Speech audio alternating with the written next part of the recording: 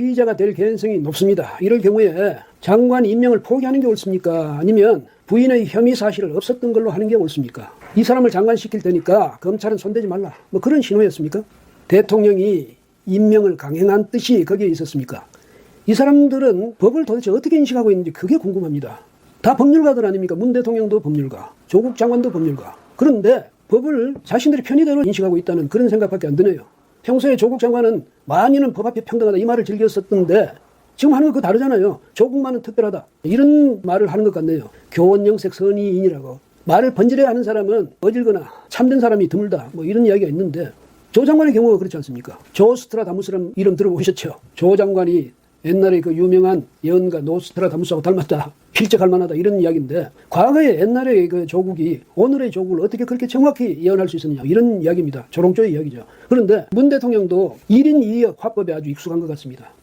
언론에 보도되는 걸 보니까 그런 생각을 하게 되는데요. 2016년 11월 20일에 당시 박근혜 대통령의 변호인이 뭐라고 했냐면 검찰이 박 대통령을 일방적으로 피의자로 규정하는 데 대해서 이제는 검찰 조사에는 협조할 수 없다.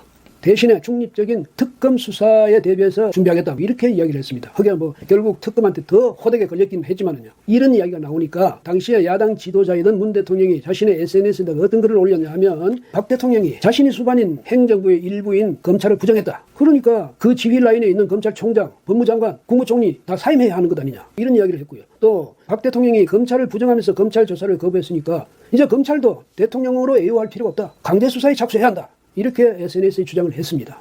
그랬던 문 대통령이 지난 27일에 뭐라고 했습니까? 검찰이 아무런 간섭 없이 엄정하게 수사하는데도 검찰개혁을 요구하는 목소리가 높아지는 현실을 성찰하라. 이런 말을 했죠. 그 다음에 또 인권을 존중하는 절제된 검찰권 행사가 무엇보다 중요하다. 이런 말도 하지 않았습니까? 이건 조국 장관에 대한 수사, 검찰 수사 이걸 두고 한 말이죠. 그러니까 지금 검찰이 보이고 있는 수사 방식이라든지 절차라든지 이런 게 보니까 이게 바로 개혁 대상이야. 똑똑히 알아. 그 다음에 인권을 왜 존중하지 않아? 왜 절제된 검찰권 행사가 아니고 이거는 아주 방만한 검찰권 행사가 되고 있는 거야? 이렇게 따지는 거죠. 아마도 지난 23일에 있었던 조국 장관 자택에 대한 검찰의 압수수색 이걸 이제 두고 한 이야기인데 대통령은 한쪽 말만 들어서는 안 되죠. 지금 그렇게 알려진 것하고는 그 당시 상황이 아주 다르다는 것 아닙니까? 그러면 다른 쪽 이야기도 들었어야죠. 자신의 역시 휘하인 검찰의 보고도 받았어야 되는 것 아니겠습니까? 그런데 대통령이 한쪽 말만 듣고 이렇게 쉽게 이야기하면 되겠습니까? 29일에요. 서초동에서 그러니까 대검청사 또 이쪽에는 서울중앙지검이 있죠. 그 도로에서 촛불 집회가 열렸습니다. 조국 지키기 촛불 집회. 이것과 같은 시간대에 윤 총장이 출입 기자들한테 메시지를 보냈는데 거기 뭐라고 했냐면 검찰 개혁을 위한 국민의 뜻과 국회의 결정을 충분히 받들겠다. 이렇게 이야기했습니다. 검찰 개혁은 어디서 시작해야 되냐? 법과 제도의 개선에서부터 시작해야 된다 이 말이죠. 그런데 그것은 누구의 소관이냐? 국회의 소관이다. 누구의 뜻을 받들어야 하냐? 국민의 뜻을 받들어야 한다. 이 말이니까 대통령이나 장관이 듣기에는 상당히 좀 거북스러운 말일 수도 있기는 있죠. 뭐냐면 대통령과 장관의 소관은 아니다. 이 말 아니겠습니까? 그 다음에 검찰은 오직 국민의 뜻에 따라서 이 검찰권을 행사한다. 이런 말이 될 수도 있으니까 굉장히 불쾌했겠죠. 어쨌든 그래서 그랬는지 30일 법무부 장관으로부터 업무 보고를 받는 자리에서 대통령은 조국 장관에게 지시를 한 겁니다. 뭐냐면 검찰총장에게 지시한다. 이런 말로 검찰개혁에 대한 방안을 조속히 마련해서 제시하라고 지시를 했습니다. 윤 총장이 그 자리에 없었으니까 조국 장관 보고 듣고 가서 전하라고 아니면 당신이 가서 장관이니까 지시하라고 그래서 한 말이겠죠. 그리고 이제 조국 장관의 가족에 대한 수사가 계속되고 있는 점이 좀 마음이 걸렸던지 이 수사가 끝나고 나서 즉시 확정해서 시행할 수 있도록 준비하라. 이런 지시를 검찰에 대해서 내렸습니다. 그런데요, 이게 이제 윤 총장 경우는 아주 캐릭터가 특별하다. 이래서 강단이 아주 남다르다. 뭐 이런 점을 이제 감안하더라도 다른 사람 같으면 어떻겠습니까? 대통령이 이 말을 하면 수사 끝나고 나서 그때부터 하라는 게 아니라 지금 수사에부터 그런 자세로 임하라. 그런 말이 되는 거죠. 조 장관에 대한 수사 제대로 해? 잘해? 이렇게 대통령이 아주 명시적으로 지적한 셈 아닙니까? 일찍이 이런 경우는 듣도 보도 못한 일입니다. 대통령이요, 그 엄청나게 부풀려진 서초동 촛불 집회 그 규모에 고무돼서 더 이런 말을 한 게 아닌가 이런 생각이 듭니다. 50만, 80만, 100만, 150만 그러다가 200만 나중에는 250만까지 올라갔죠. 대통령이 그 보고를 받았으니까 얼마나 힘이 났겠습니까? 봐라. 조국을 지키겠다는 사람이 저렇게 많지 않느냐. 나를 지지하고 내 편을 드는 국민이 저렇게 많지 않느냐. 어디다 대고 지금 감히 나한테 도전을 하느냐. 이런 기분이 들었을 법하죠. 근데 그 숫자 엉터리입니다. 수학적으로 계산하면요. 거기 많아야 3만 3천에서 5만 명 정도가 들어갈 그 자리였던 것 아닙니까? 그날 교대역, 서초역 여기에서 내린 사람이 그 시간대에 10만 몇천 명밖에 안 됐답니다. 그 사람들이 다 그 촛불 집회에 갔겠습니까? 서리풀 축제도 열리고 있었고요. 그 다음에 그냥 자기 집으로 가는 사람도 있었고 다른 볼일 보러 가는 사람도 있었고 모여봐야 얼마나 모였겠습니까? 부풀려도 그 적당히 해야죠. 권력은요 오만해지는 순간이 가장 위험한 순간입니다. 이때부터 정권의 위기가 시작되는 거거든요. 뭐 나는 내가 하고자 하는 일 못할 게 없다. 이렇게 이제 오만해지기 시작하면 그때부터 정권은 굉장히 위험한 상황으로 빠져든다. 이렇게 보면 됩니다. 이 정권에는 유연성이 애초부터 없었습니다. 유연성이 있어야죠. 권력에는 유연성이 있어야 됩니다. 그런데 유연성이 없어요. 이럴 경우에 어떻게 됩니까?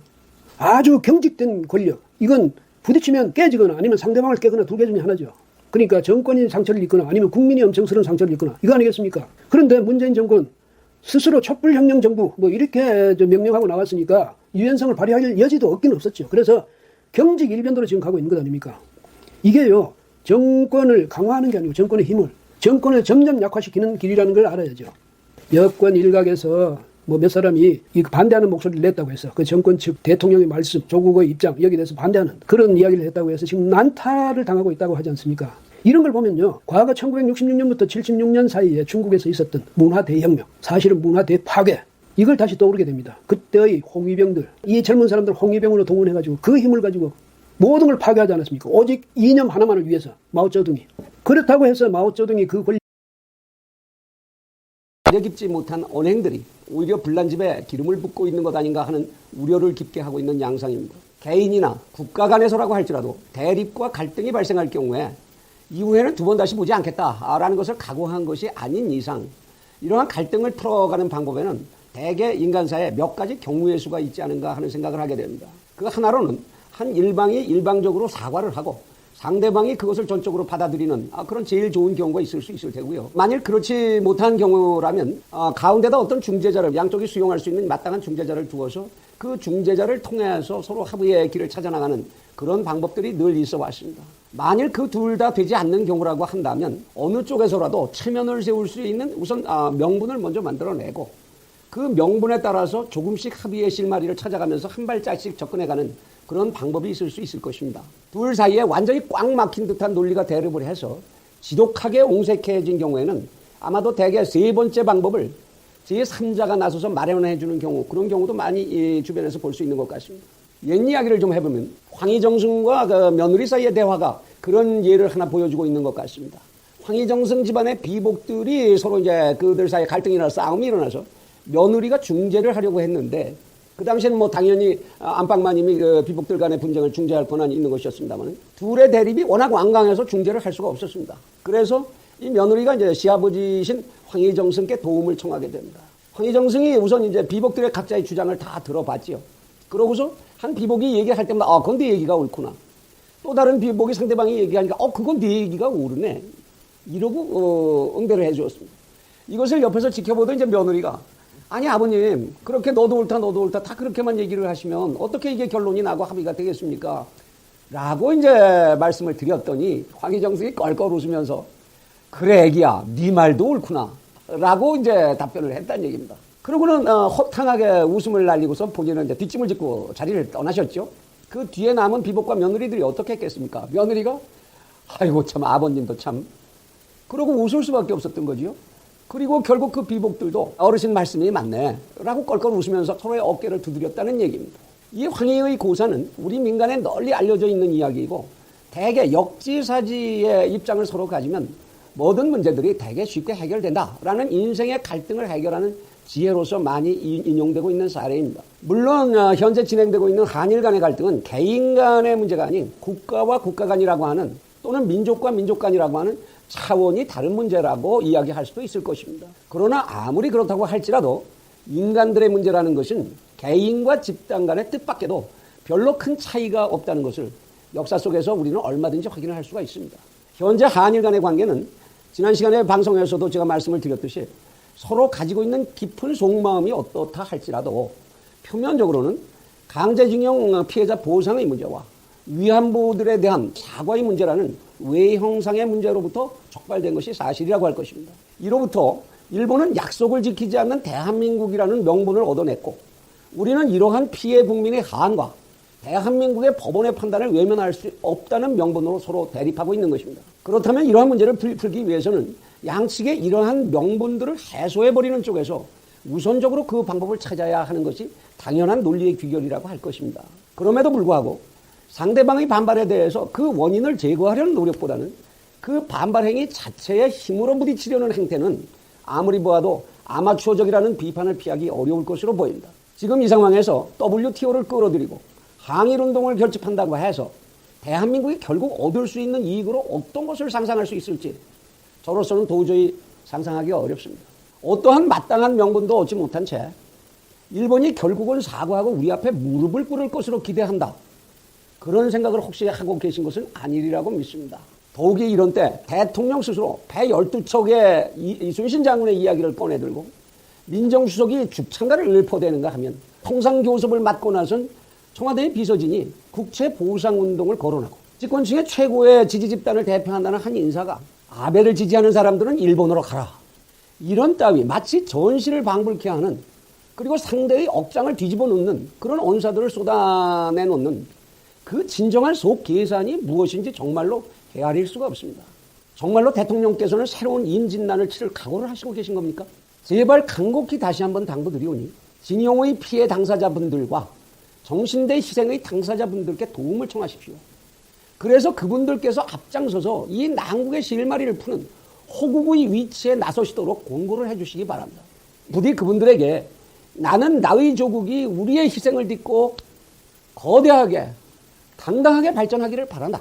우리 아픔이 내 조국의 발전에 발목을 잡게 되기를 바라지 않는다는 선언을 감동적으로 국내외에 펼칠 수 있는 그런 기회를, 그런 마당을 마련해 주시기 바랍니다.